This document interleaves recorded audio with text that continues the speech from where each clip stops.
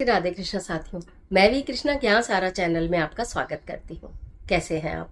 आपके अच्छे स्वास्थ्य और सुखद जीवन की मंगल कामना करती हूँ। आपके अपने इष्ट देवों को कोटि कोटि नमन करते हुए, बड़ों को प्रणाम करते हुए वीडियो प्रारंभ करते हैं। साथियों, गंगा दशहरे की अनंत शुभकामनाएं।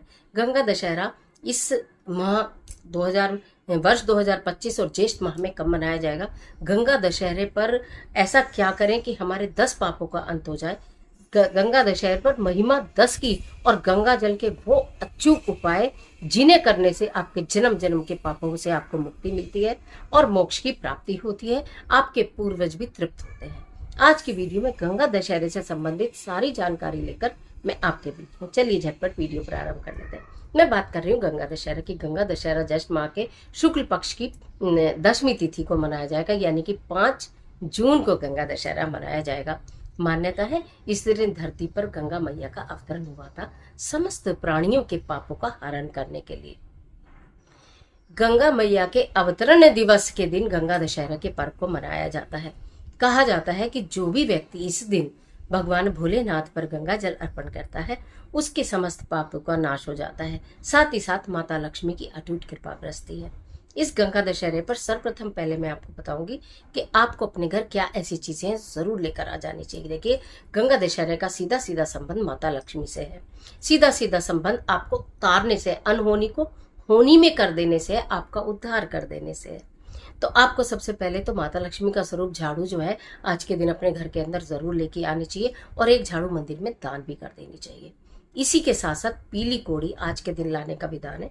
आप अपने घर में पीली कोड़ी लेकर आइए, 5-7 जितनी भी आप लेकर आ सकते हैं। वीडियो आपको पहले मिल जाएगी। अगर आपके घर में पहले से रखी है तो बहुत अच्छा है, नहीं रखी है तो लेकर आइएगा।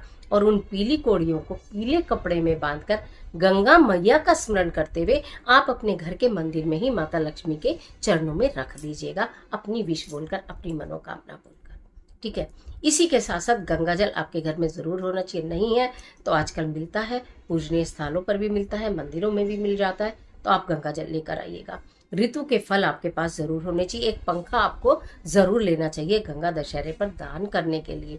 कहा जाता है जैसे जैसे जो भी व्यक्ति को आप पंखे का दान करते हैं, हाथ के पंखे का दान करते हैं, वैसे तो आप चाहें तो अगर आपकी सामर्थ्य है तो आप सीलिंग फैन भी दे सकते हैं, टेबल फैन भी दे सकते हैं, वो आपकी इच्छा है। लेकिन हैंड फैन यानी हाथ का पंखा सस्ता, सुंदर और टिकाऊ आप जिसको देते हैं, जैसे जैसे वो हवा करता है, पंखा उसे शीतलता प्रदान करता है, वैसे वैसे आपके जीवन में शीतलता आनी शुरू हो जाती है और आपके जीवन के जो कष्ट है वो हवा हो जाते हैं। ऐसी मान्यता है। इसके साथ साथ आपको अब किन दिव्य स्थानों पर गंगा जल का छिड़काव करना बहुत जरूरी है गंगा दशहरे के दिन। अगर पवित्र नदियों में स्नान कर लें तो मैं आपको क्या ही बोलूं, न कर पाए तो गंगा जल डालकर आप स्नान करिए। सर्वप्रथम अपने जल में गंगा जल डालकर स्नान करिए। जितने भी आपके घर में देवी देवता विग्रह मूर्तियां हैं, उन सब पर गंगा जल से आप उन्हें स्नान करा सकते हैं तो स्नान करिए, नहीं तो गंगा जल से उनको स्वच्छ कर लीजिए। आपके घर में पूज्यों की तस्वीरें हैं तो आप उन पर भी गंगा जल आज के दिन जरूर अर्पित करें। अगर आप गंगा जी नहीं जा पा रहे हैं तो गंगा जल उनकी तस्वीरों पर अर्पित करें कि हे गंगा मैया, इनको जहां भी ये हो अपने लोक में ये सुखी रहें, इस भावना के साथ। उसके पश्चात आपने अपने घर में जहां भी सब भगवान को गंगा जल आपने छिड़क दिया और उसके बाद आप वो गंगा जल, कुछ जल में गंगा जल लेकर आप शिवलिंग पर जरूर से जरूर जाएंगे। शिवालय जरूर ही जाना चाहिए गंगा दशहरे पर, क्योंकि गंगा मैया को भगवान शिव ने अपनी जटाओं में धारण किया। क्यों? उनके इतने तीव्र वेग को धरती सह नहीं पाती, सब अष्ट नष्ट हो जाता, इसलिए भगवान शिव ने उन्हें अपने जटाओं में स्थान दिया। तो भगवान शिव के ऊपर गंगा जल जरूर शिवलिंग पर अर्पित करें। यदि 1% आप कहीं अब्रॉड में हैं और आप शिवलिंग पर, शिवालय जाकर जल अर्पित गंगा जल नहीं कर पाते हैं, तो आप अपने घर में गंगा जल जो है, जो शिवलिंग बनाया है मिट्टी से, जो शिवलिंग घर के गमले में, पौधे में, किसी वृक्ष के नीचे बनाया जाता है, उस पर गंगा जल से अभिषेक जरूर करें। जितने भी दिव्य पौधे हैं उनमें गंगा जल से अभिषेक करें। पीपल का वृक्ष हो, बरगद का हो, केले का हो, शम्मी का हो, तुलसी जी हो, जो भी बेल का वृक्ष हो, सब में आज के दिन गंगा जल आपको जरूर से जरूर देना है। अगर किसी एक मंदिर के प्रांगण में सारे वृक्ष लगे हो तो बहुत अच्छी बात है, अगर नहीं लगे हो तो फिर जहां पर हो आप वहां पर दीजिए। आपके घर में लगे तो आप अपने घर में भी इस कार्य को कर सकते हैं, दे सकते हैं। इसके साथ साथ आपको फिर वापस आकर अपने घर के मुख्य द्वार को प्रातःकाल तो उठते के साथ ही गंगा जल से स्वच्छ करना ही है। लेकिन जब आप मंदिर से लौटें तो थोड़ा सा गंगा जल शेष जरूर लेकर आए, खाली बर्तन भूल कर भी ना लाए। उस गंगा जल को घर के मुख्य द्वार के दोनों ओर छिड़कें और उसके बाद लाकर अपने घर में सब जगह गंगा जल छिड़क दें। घर से सारी नेगेटिविटी दूर हो जाती है। ये गंगा जल के मैंने अचूक बातें आपको बता दी, इसमें आपका कुछ लगने वाला है नहीं। बिल्कुल श्रद्धा भाव से और प्रेम से और विश्वास से इसको कर लीजिएगा कि ये मैं कर रहा हूँ, मेरे पापों का अंत हो रहा है, जाने अनजाने में किए हुए पापों का अंत हो रहा है, साथ के साथ मेरे घर से नेगेटिविटी का अंत हो रहा है, भगवान मुझसे प्रसन्न हो रहे हैं, माता लक्ष्मी की मुझ पर कृपा हो रही है। अब बात कर लेती हूँ 10 चीज की। दशहरा 10 चीज की महिमा क्या है। आज के दिन 10 चीजों का दान किया जाता है। यूं तो कहते हैं कि वस्त्र का दान करो, अन्न का दान करो, ऋतुफल का दान करो, मटके में जल भर के मीठे शरबत का दान करो। 10 चीजों का दान करने का मतलब क्या है।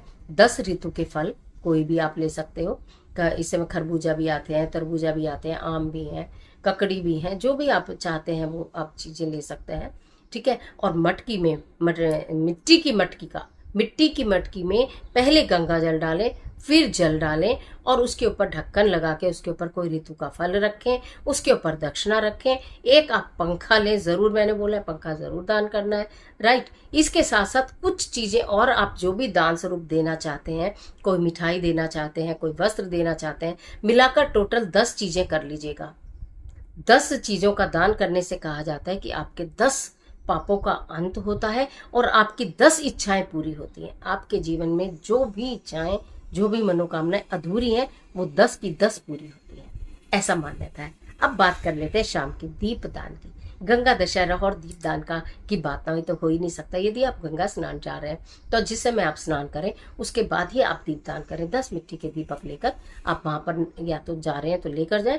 10 मिट्टी के दीपक लेकर आप वो दीपक प्रज्वलित कर दीपदान करिए। अगर गंगा जी नहीं जा रहे हैं तो घर में कैसे करना है ये भी मैं आपको बता देती हूँ। एक पात्र लीजिएगा, बहुत बड़ा थाली ले लीजिएगा या कोई परात ले लीजिएगा जिसमें आटा मलते हैं। कोई भी एक बर्तन बड़ा सा ले लीजिएगा, उसको अच्छे से स्वच्छ करके उसमें पहले गंगा जल डालिएगा, 1 चुटकी हल्दी डालिएगा, फिर उसमें जल डाल लीजिएगा। ठीक है। फिर उसमें थोड़ा सा दूध डाल दीजिएगा, कुछ पुष्प डाल दीजिएगा, पंखड़ियाँ डाल दीजिएगा, गुलाब की, गेंदे की, जो भी अवेलेबल हो। 10 मिट्टी के दीपक लीजिएगा, उसमें लंबी बाती बनाइएगा। 10 के 10 दीपक में लंबी बाती बनाइएगा। तिल का तेल डालिएगा, चाहे घी डालिएगा, सरसों का तेल मत डालिएगा। वो 10 के दीपक प्रज्वलित कर आप ना एक एक कर उसमें बर्तन में रख दीजिएगा। आप अगर मेरी प्रीवियस वीडियो देखेंगे लास्ट ईयर की शायद, तो मैंने पूरा आपको विधि कर बताई है, तो आप उसमें देख सकते हैं। नहीं तो मैं ऐसे समझा रही हूँ कि आप इजीली कर लेंगे। फिर उस थाली में या परात में एक एक करके दीपक रखते रहिएगा, एक एक करके दीपक रखते रहिएगा। अपने नाम का, अपने जो बच्चे हैं सब उनके नाम का, अपने परिवार के नाम का, अपने पूर्वजों के नाम का, देवी देवताओं के नाम का, सबके नाम का करके एक एक दीपक, 10 दीपक उसके अंदर रख दीजिए। फिर वो थाली या जो आपने परात ली है उसको हाथ में लेके जलते हुए 10 दीपक को आप अपने नेत्रों से निहारिएगा कि हे प्रभु, ये इसको आप स्वीकार करें और जितना प्रकाश इन दीपकों में है उतना ही प्रकाश मेरे जीवन में हो, ऐसी मेरी अभिलाषा है। मतलब हम भगवान को ऑर्डर नहीं देंगे कि कर दो, प्रकाश भर दो, मेरे कष्ट दूर कर दो, नहीं। हम कहेंगे कि आप ये सब हो जाए, ऐसी मेरी अभिलाषा है, मतलब मेरी इच्छा है, आगे प्रभु जाने और उनका काम जाने। इस प्रकार दीपदान करेंगे। उसके पश्चात आप वो दीपक की जो थाली लेकर अपने घर के मंदिर में आपने ये काम किया, अपने घर में ही करना है। संध्या समय में घर में दीपक सारे दिखा के उसके बाद वो थाली को लेके आप पूरे घर में घुमा दीजिए। तुलसी जी के पास, आपके घर में दिव्य वृक्ष लग रहे हैं उनके पास, आप चाहें तो अपने घर में एक जो मंदिर है उसमें एक दीपक गंगा जी को समर्पित करने के बाद उठाकर रख सकते हैं। एक तुलसी जी के आगे, केले वृक्ष के आगे, एक शमी वृक्ष के आगे, 2 घर के मुख्य द्वार पर इधर उधर, एक घर की छत पर, खुले आकाश के नीचे, कहीं बालकनी में। इस तरह से इन दीपकों को आप सजा भी सकते हो। कहने का मतलब है कि 10 दीपक का दान महादान और बना देगा सारे काम और आपकी सारी अनहोनी को होनी में परिवर्तित कर देगा। गंगा दशहरे का ये जबरदस्त वाला उपाय कर देखिए। मन को बहुत प्रसन्नता मिलती है, मन को बहुत खुशी मिलती है और मन आपका प्रफुल्लित होगा, मन आपका प्रसन्न हो जाएगा। इसके साथ साथ आपके कार्य कब न जाने बनने शुरू हो जाएंगे, आपको पता नहीं चलेगा। जो भी हो सके, जितना भी हो सके, जिस भी वस्तु का हो सके दान जरूर करिएगा। और प्रत्येक वस्तु जो भी आप कर रहे हैं उसकी संख्या अगर 10 रख लें तो मैं आपको क्या ही बोलूँ। और इस तरह के तमाम वीडियोस के लिए अगर चैनल को सब्सक्राइब कर लें तो बस मैं आपको क्या ही बोलूँ। आपके तो सारे काम समझ लो बनते ही शुरू हो गए। क्योंकि इस चैनल पर आपको इस तरह की तमाम वीडियोस मिलते हैं। आपको इस चैनल पर तमाम नुस्खे बताए जाते हैं, तमाम रेमेडीज बताई जाती हैं, ज्योतिषीय उपाय बताए जाते हैं। घर बैठे बैठे आपकी समस्याओं का समाधान हो जाता है। किसी भी पर हम किस प्रकार पूजा करें, किस प्रकार आराधना करें, ये सारी चीज़ें आपको घर बैठे बैठे प्राप्त हो जाती हैं। तो इसके लिए बेल आइकन का बटन प्रेस कर लीजिएगा, जिससे आपको वीडियोज़ मिलती रहे। वीडियो अच्छी लगती है तो लाइक ज़रूर करिएगा और कमेंट बॉक्स में अपने इष्ट देव का स्मरण ज़रूर करिएगा। फ्रेंड्स के साथ शेयर कर देना, कोई बुराई नहीं।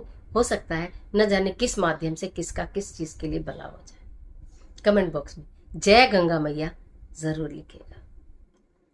ईश्वर आपकी मदद